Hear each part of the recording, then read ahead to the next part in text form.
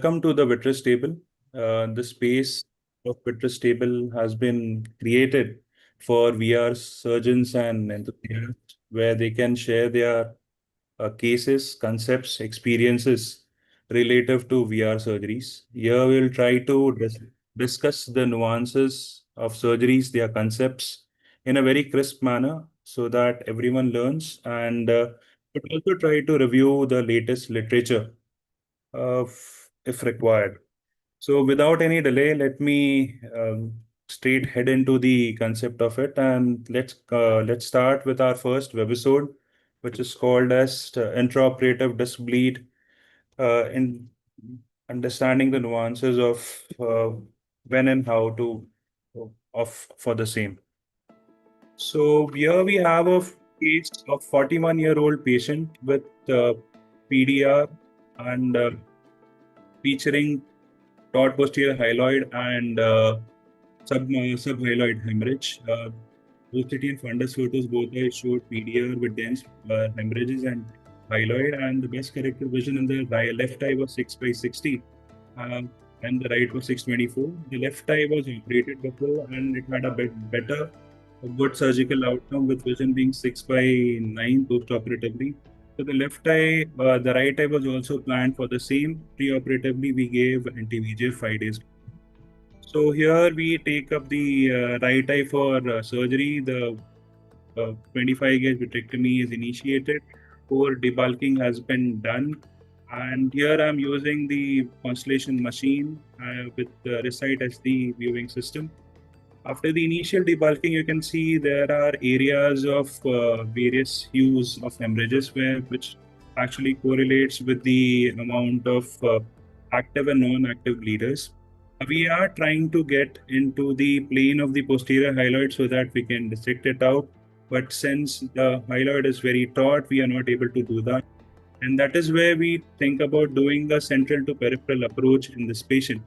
So with the help of an ILM forceps, we are trying to initially pinch and lift up the posterior hyaloid.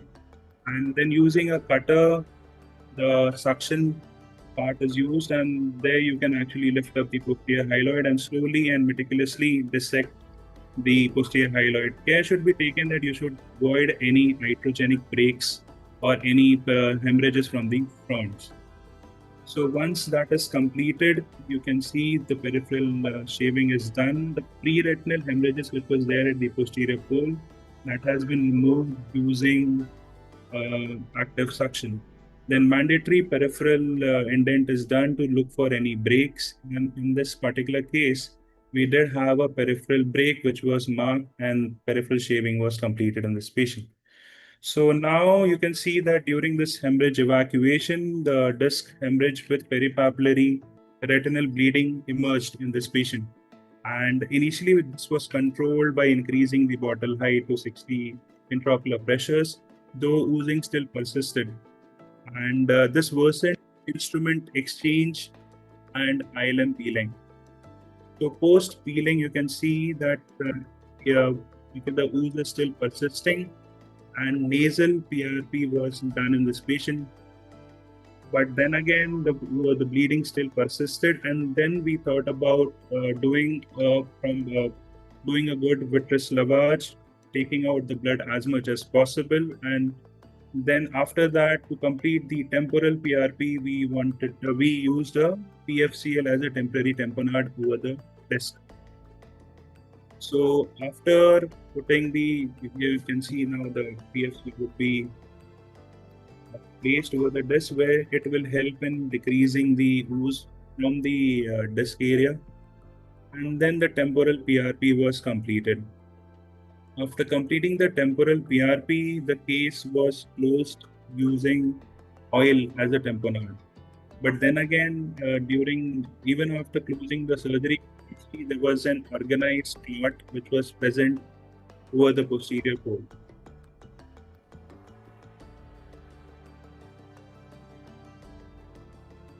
The patient was post-operatively, the patient's vision was counting fingers at 1 meter. The patient was advised prone positioning for a couple of weeks, and this patient was followed up for the next 4 months. The amount of pre-retinal heme, which you can see here, that for almost couple of months, and slowly and gradually it kind of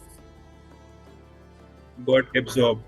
But during that time, there was a thick membrane of epiretinal membrane which kind of developed over the disc area, which kind of obscured the surface of the disc. So after 4 months, we did plan to remove the oil along with removing the epiretinal membrane and using gas possibly as a tamponade or doing a fluid air exchange. Uh, as you can see now, once the SOR is done, this is the intraoperative picture of the disc where you can see a thick epiretinal membrane which is boggy in nature. It is not very clear where the plane of epiretinal membrane is. So here we are using an end gripping forceps to trying to actually get the plane of the epiretinal membrane, and but still we are not able to find, and that absorbed blood which is possibly caused these sort of complications. But relatively, with time, we are meticulously able to see the epiretinal membrane's plane, and that has been removed. So we close this case under gas, and post-operatively, after 1 month, the vision is still counting fingers close to face. The OCT shows retinal thinning.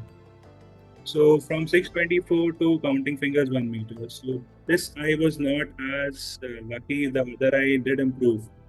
So here, in summary, we can see that we had three challenges in which we could face in this patient. One was inducing a PVD. Second was that disc bleed, which was uncontrolled and we were not able to control it. And third was the secondary ERM, which developed later, and that led to these sort of complications. So thank you, and let's see, let's deep dive into what could have been done better in this case. And for this, I would like to call upon our discussants, our panels. First, we have Dr. Mohit. Dr. Mohit, hello. Dr. Mohit is an assistant professor at Advanced Eye Care in Chandigarh. Uh, Good evening, Dr. Mohit. Then we have Dr. Bhavik. Dr. Bhavik is a consultant at EHI hospitals I- uh, in Ahmedabad, and we have Dr. Chitranjan Mishra here, who is actually he's the head of retina services at Trilochen Eye Hospitals in Sambalpur, Odisha. So welcome all, and let's deep dive into what could have been done better. So coming to the first question, I would want to ask Dr. Chitranjan. Dr. Chitranjan, can you hear me? Yes, yes. Yes, Dr. Thank. So, so come, just let's address the elephant in the room. And so, what was the cause of the disc bleed that could have happened in this case? And what are the other causes of uncontrolled disc bleed one should know about if you have a patient, or maybe one should be aware about? Yeah. So first of all, thank you, Avnish, for the smooth transition from late night retina to this the vitreous table, and thanks for showing this video. You know, a lot of points we are going to discuss. It will be educational for all of us. So now coming to the question that you are asking. So what is the cause of this disc bleed? So any case of diabetic vitrectomy we are doing, we have neovascular fronts which are fragile. These blood vessels, then NVD, these are fragile. And when we try to remove that tissue, that time there occurs some damage, and from that point only the bleeding happens. So the neovascular tissue or the fibrovascular proliferation or any existing retinal tear nearby, or if it is a neovascular glaucoma kind of thing, all these are causes of anatomical causes what I have told for the disc bleed. I am sure that uh, or other discussants, they will discuss about the pre-operative, like say anticoagulant use and other things, that I'm not going to that. But these are the anatomical things, and in your case particularly, it is the neovascular front which cause the bleeding. Yeah. So what could be the other causes as like if you don't have these anatomical things, do you want to emphasize something which you would actually look in for in your patient if it is not hypertensive or something? Yeah, so as you told, told rightly, if there is systemic blood pressure is high, and if the patient is on, anticoagulant therapy, and say other bleeding coagulative disorders are there, these are the things I will see. But by and large, most commonly it is the neovascular front that gives the bleeding. Thank you, Dr. Chitranjan. So before going to Dr. Mohit, I would want to show the video of the other eye as well, where we had a better surgical outcome. So you can see in this case, the left eye foot with video where a similar picture is there, and that initial poor vitrectomy followed by same pinch technique was there. And after initiation, the vitrectomy was completed. Here you can see the disc ooze is not as much as what we had it in the other eye. And this case was closed with peeling the ILM and using gas as a tamponade, and the results were favorable.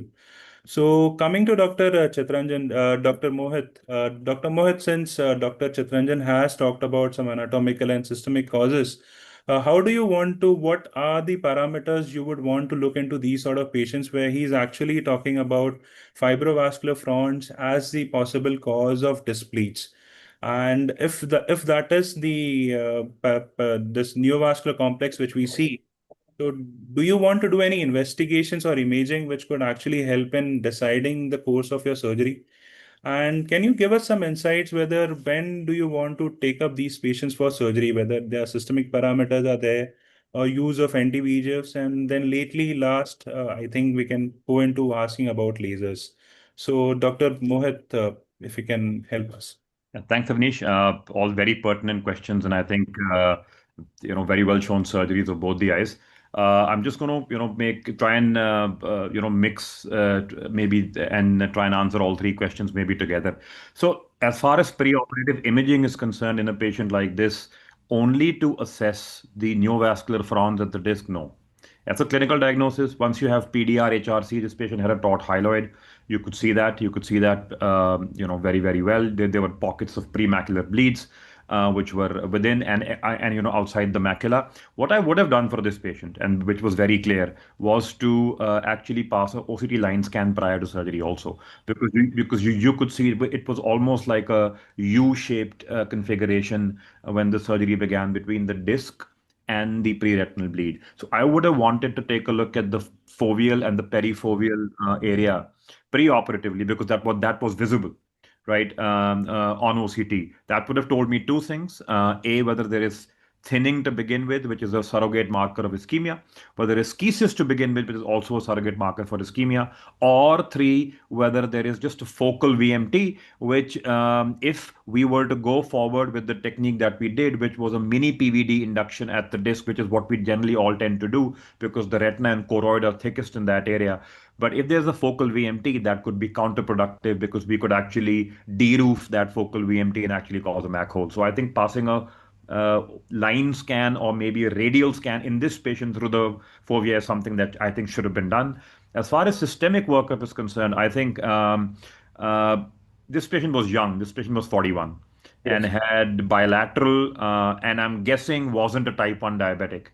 So we used to have those clear-cut, criteria way back, which was type 1, type 2. It's now no longer the same. You have a multitude of these diabetes variants which can fall in the middle, which can be MODY, which can be other kinds of younger presenting type 2s, older presenting type 1s, and all of that. But I think the rule of thumb should be the younger the patient at onset of the treatable eye condition, I think you should almost consider that to be a poorer prognostic marker, one. Two, you should also consider it to be a rapidly progressing marker.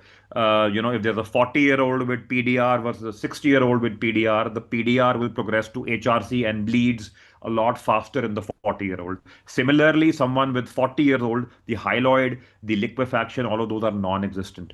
So if had 41, this is what he had. That means he easily had this diabetes for at least a decade prior. So poorly controlled. One is that, one is the age. The other is I would have definitely looked at the renal parameters. He had a lot of exudation along with the PDR component, especially nasal to the disc, that we can see multiple succinate rings.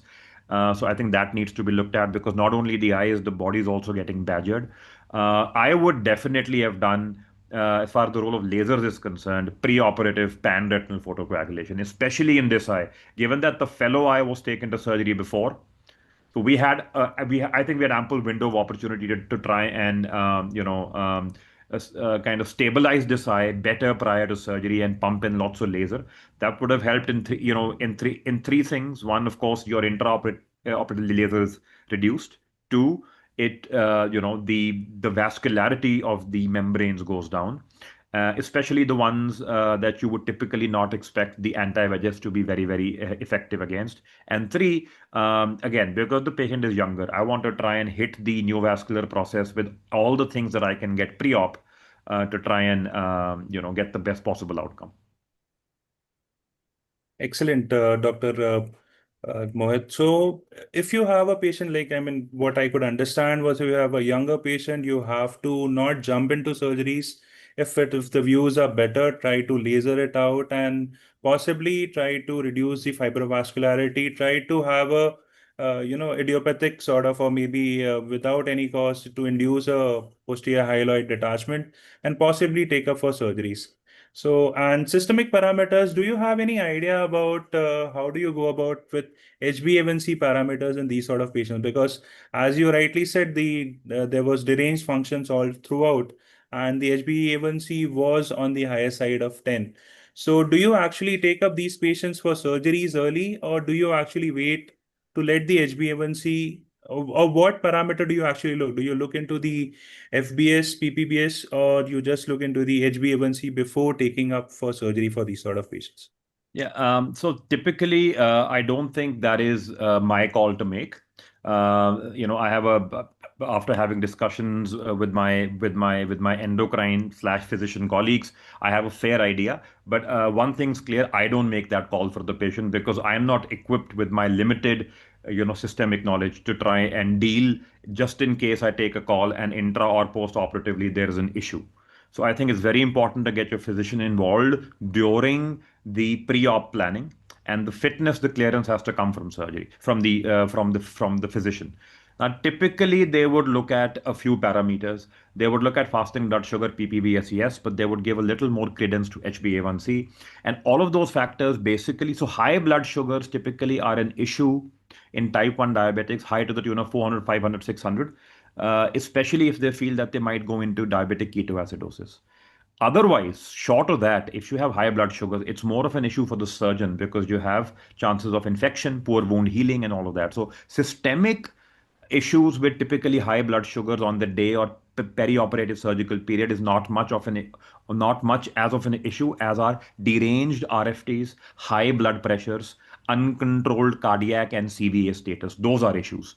So those are the things that the physicians typically tend to look at. If the CNS is clear, if the patient has no cardiac issues, blood thinners are not there, but the patient is on renal dialysis, they will definitely want dialysis done either 1 or 2 days prior to taking the patient up for surgery and then immediate post-op. And ideally, if you can speak to your concerned physician or the nephrologist, you should try and opt for a heparin-free dialysate. So if you let them know that, that'll make a heck of a difference because a young patient, PDR, HRC, and renal status, which is deranged with or without dialysis, is terrible news. So I would want to do surgeries earlier for them, but not at the cost of not being optimized. So for this patient, after one eye was done, the outcome was good. I think we had a considerable window of opportunity to try and get the patient better systemically, pump in more laser, and then take the patient up for surgery for this eye. Avnish, you're muted, man.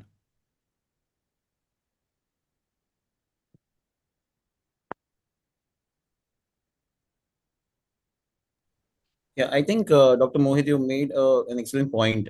Even I raised my hand because my own experience about young individuals, diabetics, and undergoing dialysis. So somehow I feel that these individuals are much more prone to such kind of episodes.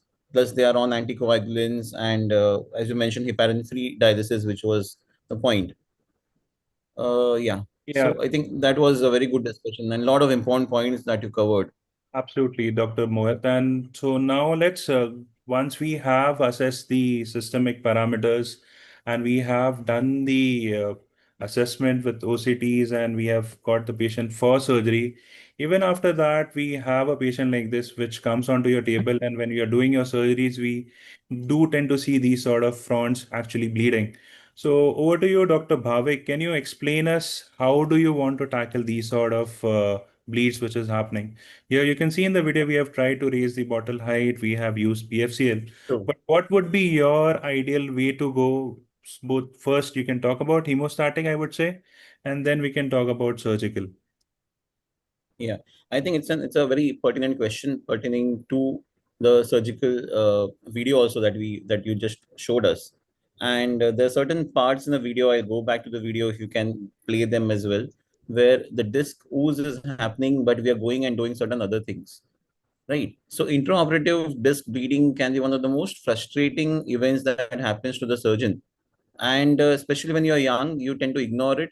And then you realize that over a period of time, it just builds on, and there is no way you can go to the source of it. And it's just going to hit you in your eye that, okay, what am I in a mess now? Is a pool of blood there. So, first thing is when you get a ooze or when you get a bleed from the optic disc, neovascular front from the vessel, or it is from the fibrovascular membrane because the traction and the blood vessel is open there, and it is an arterial bleed or a venous bleed or just a capillary ooze. Okay, in the initial part, when it is just starting, you'll be able to make out. Once you start getting the collection of blood, it will be difficult for you to assess what is the source of the bleeding, right? So that is something which, as a young surgeon, you need to assess. Just don't keep on doing the surgery. Once you see that that's an ooze, okay, and if you feel that it can be cauterized and it's a membrane which is away from the disc and part of the fibrovascular membrane, not the blood vessel or disc, you can actually go and cauterize it as well. But cautery is a double-edged sword. I'll come back to it, right? So if you're asking me what is the next step when you see a bleeding and you are not sure, first and foremost, raise the bottle height. Okay, raise the intraocular pressure. So stop aspirating. If you have a cutter inside, stop cutting, stop aspirating, right? So the infusion pressure increases, and this can take control most of the bleedings which are happening inside. If this does not work, and if you still think, okay, the bleeding quantity amount has reduced, but it is still continuing to bleed, you can use a mechanical pressure over the bleeding side with the forceps that you have or your cutter which is there, or as you showed, PFCL that you can inject over it, right? But you don't have to inject too much of PFCL. You just inject enough that it covers the optic disc and the bleeding side is controlled. Third point here, I say 2 and 3 can be simultaneous or ranked in the same order. One can go directly to a fluid exchange. If your enough vitrectomy is done, enough core vitrectomy is done, you can do a fluid exchange. That will also reduce the bleeding significantly. And with time, once the blood clears up, you have to allow the clot to form. That is more important. You don't go and removing the clot which is forming there. You have to allow the clot to form. Okay, let the bleeding settle down. Once that is achieved, you can go ahead and complete your surgery, come back to it, do an ILM peeling as that was showed here. Once the clot is formed, and you can do a trim or you can remove the cut the clot around it and not removing the central part of it. If you remove the plug, it is going to rebleed. Okay, so the first approach is, if I have to go give you a step down, a quick Yeah. bottom line. Yes, Dr. Bhavik, please. Start with rapid IOP tamponade and instrument pressure. Escalate, do a change. Sorry. Yeah. So escalate to the next level, that is use fluid exchange or PFCL, right? And now comes the role of other adjuvants. So you can also use viscoelastic. Problem is with viscoelastic per se, the blood mixes and forms a very bad coagulate. So that can stay back and cause very firm membranes. Then further things that people have used is use of fibrin glue. So that until now, whatever literature says, that has good outcome. So you put fibrin glue over it and it forms a clot. and the membranes dissolve on their own, right? So this is about management of the clot at the time of surgery. The next part of the question is intra surgical maneuver. So if you're seeing there is a membrane which is because of traction and the blood vessel opening up, either you can cauterize or you can go and tackle that membrane, remove that membrane. So with that, the abnormal vessel also will come up and the bleeding will stop, right? Yes, this is what I wanted to say. Third point is about tamponading these things. Maybe Dr. Avnish, you want me to cover it now or later on We about the have tamponade aspect? Dr. Chitranjan will do it in the next. So I think excellent Okay. points you have discussed, Dr. Bhavik, where instead of, jumping and going and cleaning the clots, let it settle down on its own, increase the bottle height. You can use an intra tamponade as a PFCL or a visco or a fibrin glue. So do you have any, experience with using a glue, Dr. Bhavik, or any one of the panelists here? Have they used Yes, any so I glue? have used What has been done? glue not just for retina detachment, but even for bleeding from the disc side as well as other areas as well. And it is a good outcome because something it is going to occlude it, right? So you do an FA, you put the glue there, wait for some time, and then it forms a membrane, it forms a coagulum. And best part is after that you can put your oil or whatever tamponade oil because you can see it next day what is happening. Over the next 7 to 10 days, that that coagulum dissolves. So I do not know whether it is going to hamper the perfusion or not. I have not studied about that, but maybe that is something which you can evaluate through literature as well. Yeah, so thanks. Dr. Mohit, your take or maybe some points you would want to add to this. I think it has been elaborately discussed, but still, if you have anything which you can help the audience to understand. Yeah, I'll just be speaking. I think most of it very well, elucidated by Bhavik. Just going to have three, four very minute points here. I think regarding the intra-op maneuvers which can cause this. So I spoke briefly on this. So we typically, if we do the mini PVD from the disc technique, which was almost the go-to technique here because there was a thick hyaloid and there wasn't a TRD to begin with, right? The downs, there are lots of upsides to that technique. This is one downside that you can get because you're almost certain that there are either large or small perforating vessels that are extending from that to the disc. So once you do that, there will be some kind of a bleed. Now the bleed at that point in time can be of two kinds. What you had was a bleed which didn't happen torrentially the moment you did that mini PVD. It happened a few seconds or maybe a minute later.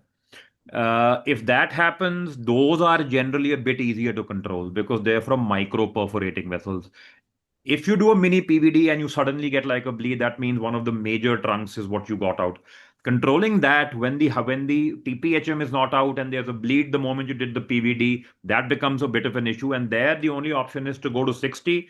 You can go up to more than 60 also, but I'd suggest not to in diabetics because it's an issue. And then you wait it out. However, when you had your bleed, that means there were small perforators. It wasn't an arterial, it was more like a ooze. That's why it was giving you time to actually go back. So you can actually, in those cases, after you get it down, actually use the tip of your cutter if you know where it is and just put it there if your hand's stable enough, just with the cutter and try and tamponade. You can go to air. I think instead of PFCL, there's another option to go to air and actually activate the extrinsic clotting pathway. So air actually, when blood comes in contact with air, like it does with glass, if we were to go back to our pathology knowledge, it activates the extrinsic clotting pathway. So you put it under air, and just sit and do nothing, chat for a couple of minutes at least, and that clot will form. And then you go back to, and that clot will be there, and then you can try and do the rest of your surgery. I think fibrin glue is a great option.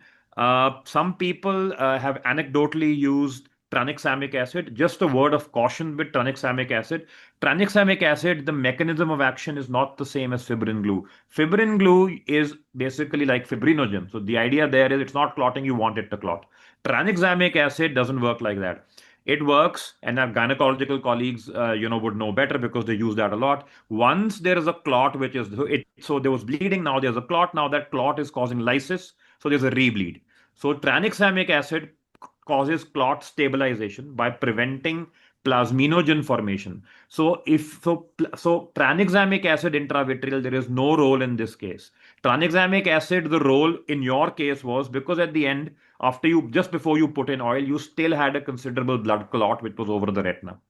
So there you're concerned that that might cause liquefaction or it might march into the AC or hyphema or whatever. So if you want the clot which is left at the end of surgery to remain there, you want to cause a more like a more stable clot. There you can try and use intravitreal 0.05% tranexamic acid to prevent late onset vitreous cavity bleeds or hyphemas because of clots which are there, but not in your case. So just those points to be added. Thank you, Dr. Mohit. So moving on to the next question, where we can actually, Dr. Chitranjan, if you're here. So now we have assessed and we have used all the maneuvers, and there is still some active displete. So even after doing this, if there is some moves, what sort of tamponade do you want to talk about? Would you use, and do you give any positioning in these sort of patients? Since the retina seems like, unlike in the case where we had a peripheral break, if there would have been no breaks and disc bleed only, it would have been giving any tamponade one. And can you talk about some of these clots, where the extent of the clots prognosticating the type of surgery or the surgery which you are doing? I mean, what would actually happen if the amount of clots are bigger, and how do you go about with them? Yeah. So thanks, Avnis. I'll tell you, see, not all the disc bleeds are of same magnitude. So I will, categorize it into different categories. Say the very, simple or minimal or low grade ones, I can tell. So again, as you asked about the gradation, there are 4 grades, like grade 1, 2, 3, 4. Grade 1 is a very small minimal bleed. Grade 2 is, a very faint bleed, which is dispersed throughout the posterior pole, but it's not very severe. We are not able to, we are able to see the vessels behind. Grade 3 will be 2 currents at least. It is very thick clot, and grade 4 is all posterior pole. So very minimal bleed is there, and there is no retinal break anywhere. In that case, we can safely go ahead as you did in the other eye, the better eye, with a gas tamponade or air tamponade even. And if we expect some dispersed VH will happen, so in that case, advice for your supine position with a propped up position with 2 pillows that we advise. Then coming to the next, where say grade 3, 4 kind of hemorrhage is there, and again we don't have any break anywhere. So in that case, as per my experience and my seniors that have told, in that case we can close it under gas or air, and after 3 to 4 days or 5 days, still that vitreous hemorrhage dispersed VH is very severe. In that case, we have to take the patient for another stage of surgery. That's a planned 2-stage kind of surgery. And by that time, the clot is very much gentle, and this blood, when we evacuate, we can practically close under gas or air if there are no breaks, or if there is a break, we can close under oil. By that, what happens? Unlike the unfortunate thing, what happened in your case, there is a spread of that chocolate thick kind of blood over. Yeah, so that is not there, because the source from where the blood was coming, it is limited to that part, which Bhavik and Mohit were emphasizing on that. And just to add to that, what Bhavik and Mohit told, we must not disturb that clot, and we can do it by the margins we can remove. And one practical thing has helped is the flute needle that we are using. The margin is very thin. We can just touch the flute in the margin, and we can just heap it in the center of that clot. So the idea is not to disturb that clot. Another extreme is where we have definite retinal break is there, and again surgeon's discretion is there. We have to go for silicone oil. We can close it under silicone oil, but one word of caution: if there is the blood clot is there, it's not decreasing, and always we must remember, while closing we should decrease the bottle height. The pressure should be low, maybe 20 or something, even less than that. With that, we should be very much confident that there is no active bleeding happening. There is no point in telling bottle height is 40 and yes, no bleeding is there, I have controlled the blood. So with the bottle height low, and if there is a minimal grade 1, grade 2 is there, bleeding is there, and some tear somewhere was there which we have lasered nicely, we can go ahead with oil. But always we must remember, if that thick blood which is spreading below the silicone oil pre-retinally, that is going to cause a very thick membrane and all these bad outcomes. So Absolutely. this is So that's actually what happened here. There was one question in the audience where they have asked to what height the IOP should be raised and to what duration, and how do you switch from very high and for persisting or causing any optic neuropathy? Dr. Bhavik, if you want to answer this. Yeah. Just before that, I wanted to add to the point what Dr. Chitranjan was mentioning about. So under oil, the pre-retinal hemorrhage, okay, behaves very differently. If it's just a thin layer without any adjoining laser marks, it mostly resolves. But if there is associated laser marks and there is a blood clot there, when the laser marks are healing, what we have seen is it forms very dense membranes. Sometimes it can cause an intraretinal membrane as well, and that causes more traction, and that can lead to secondary breaks. And when you go for the second surgery like oil removal and removal of the membrane, they are very tough. And sometimes when you are trying to remove it, they can cause breaks. Like in the case also, there were one or two places where it was very thinned out and some breaks also had happened. So that is something which you need to take care of. So one way is you can close it under air or gas, go again as a state surgery, and then clear it. Yes. According to the question, Dr. Chitranjan, you want to answer those doubts? IOP rise. How much should you increase the bottle height? Okay, yeah, sorry, yeah. yeah. So we can go from 30 to 60, right? But then 60 again with a timer, I will not recommend going beyond, say, at a stretch for 60 seconds and beyond that, even lesser as well. We can actually keep it higher, again, look at it, how the clot is forming, give it a little bit of time. Again, you can raise it. Or if not, you can go and shift towards air altogether. Okay, thank you, Dr. Bhavik.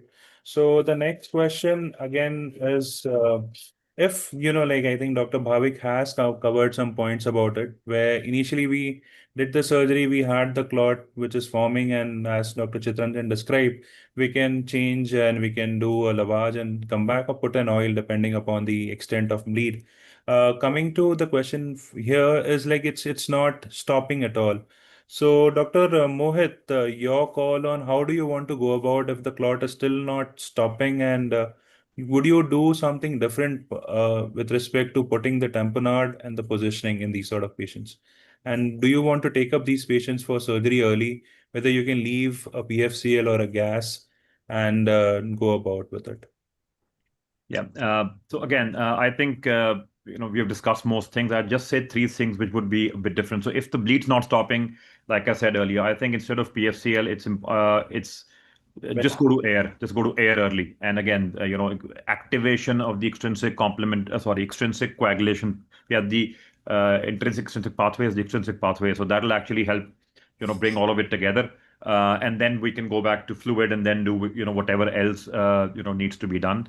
I would also ensure that you I think did a very good job of getting the blood to clot. You were able to do all the laser. You were able to treat the peripheral break without the RD actually causing too much of an issue there. So all of those were good. But I would definitely have. But I think you left a considerable amount of blood at the back of the eye under oil. I would have removed that honestly. I think it was easy to remove. The media was good. There was no issue with the media clarity. Sometimes, we're a long time or many, minutes into, or maybe an hour plus, hour and a half, 2 hours into surgery, and there are other factors. So I'm not sure about that. But I definitely would not have left the eye with that much amount of clotted blood at the back of the eye, because the source of the bleed was at the disc. The rest of the blood which was there could easily have been removed. I would have brought all of that back and just left that watermelon kind of a thing at the disc and then put in oil. I think that would have kind of prevented some of the regrowth of the membranes later on. For this patient, if you did not have that inferior break there, that you had that slit-like break very close to the aura, definitely gas. Because you had that inferiorly, fair enough. I think oil was not that oil is going to tamponade that too much better than gas, but I think fair enough. I think oil's okay. But early surgery, leaving PFCL in this patient, no. I think you did a great job. The membranes were out.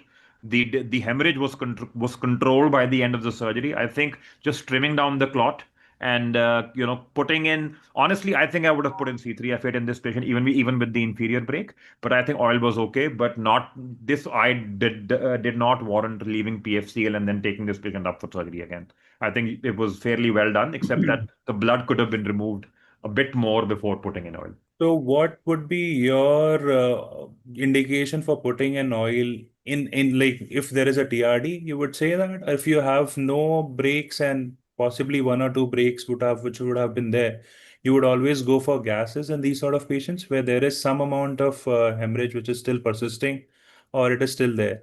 So this is what we can infer. Yeah, so just two quick points. So if there is already some fluid beneath the retina before I begin surgery, so if it's already a TRD or a CRD versus the rest of the indications of PDR surgery. Now your patient is neither a TRD nor a CRD. It is the rest of so TPHM, non-resolving vitreous hemorrhage, pre-retinal bleed, FVP. So no traction, no fluid. So if it is that, which is what your patient had, and there is no and there is either no iatrogenic break or there's a iatrogenic break that I could laser without having induced without the retina actually detaching intraop, which was the case with you, right?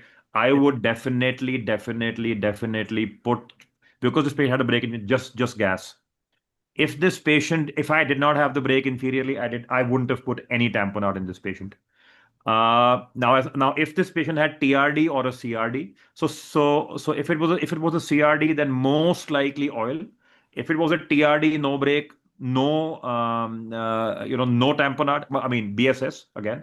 But if it was a TRD and one or more breaks, then I would prefer oil now. But that would be my only indication for oil. For non-traction pre-operative, when you're entering, if there is no traction and no fluid, that PDRI doesn't get oil with me. Yeah. I just want to add a point here in terms of as a caution to a lot of young surgeons who will be looking at this and learning from this webinar that when you speak about gas, it is understood that most of the membranes, almost all membranes, have been removed, right? So that is important. It's not like you clear out the center area and the periphery has membranes and there's a lot of traction and you put gas, that is not going to work. It is going to be a disaster scenario. So in such cases, when you have cleared most of the part, there is no bleeding and you're tired, you're operating for the past 1.5, 2 hours, and you don't have that mental capacity at that point in time to operate, and you feel that you may cause more damage, that's okay. Okay, you can put in oil, and once your center retina is tackled, you can always go back and do it later. So this the message we want to give by gas is that it is assumed that or presumed that all the membranes have been taken care of. Second point I want to bring in here is the optic nerve health. So in such patients who are diabetics, having renal issues and all, when you talk about raising the water height, increasing the IOP, you have to understand that somewhere the optic nerve blood circulation is going to be compromised. When there is a membrane or fibroscopic proliferation, if it is more fibrous and less vascular on the disc, that means the blood supply to the disc is already compromised. That's something has to be taken into consideration, and that will also be an indicator towards how much vision in the post-op period you are going to get. That is what I wanted to say. Excellent point, Dr. Bhavik. And Just make a very small quick point. Sorry, yes, just to add. I'd actually written that in the comment, but just want to add. So this is regarding trying to minimize intraop, bleeds in diabetics per se, PDRs. I think one thing is with the preoperative positioning. I remember our chief used to try, was a big stickler for these things, and we used to get upset कि क्या हो गया, position ही तो दे रहे हैं, what's the big deal? But for diabetics in particular, so if you have a OT table, or if you have the setup in which you can actually tilt the table just for these patients, because the idea is to get the eye level a bit higher than the heart level. So if you can either get the patient to slightly flex a bit, which is counter to what you would do with any other surgery, or just get the table to be a little bit head end up, what that will ensure is that the ocular perfusion pressure to begin with is a bit lower, because the gravity, the difference between the heart and the eye is low. So you will have lesser bleeds intraop. That will help you a lot. The second thing is if you're using the constellation, and this is again knowing your machine well. If you the place where you attach the cassette of the constellation, if you were to look at that, there are 4 connectors. The bottom one, there is a white line right next to it, and at the home screen page of your at the display of the constellation, bottom right corner it says patient eye level, and typically it will be set to a, and most people know say कि उससे क्या फर्क पड़ता है. The machine assumes that because it's an IOP compensated system, that wherever those bottom connectors of the constellation with the white mark are, is the same level where the patient's eye is. Now, if you're tall or short as a surgeon and your patient's eye level, typically the patient's eye level will never be at that. It will always be lower. It will always be lower. So after all of that, basically what that means is a 1 inch difference between patient eye level and that marker causes, it's almost a 2 times, a 2 millimeter increase in IOP. So if the patient is 6 inches lower, it means there is a 12 millimeter difference now, which means if you have an IOP of 30 showing on the machine, the patient's getting 42. So that is something that is easy to do. And if your table remains constant, please set that on the machine so that you know. So, and if you raise the IOP to 60, as Bhavik said, but if there's a difference of 6 inches, which is very easy, you will knock out the nerve because the actual pressure is 74. So it's important to look at that. And if you have the constellation, that's another thing that can be in your favor. Thank you. Great points, and something new which we could look into and do into in our ORs. So finally, for the last question, we have Dr. Chitranjan. So how do you want to tackle these membranes, and would have tried doing the surgery earlier in this sort of a patient where you're seeing this membrane forming, or something which you could have done for the membranes, Dr. Chitranjan?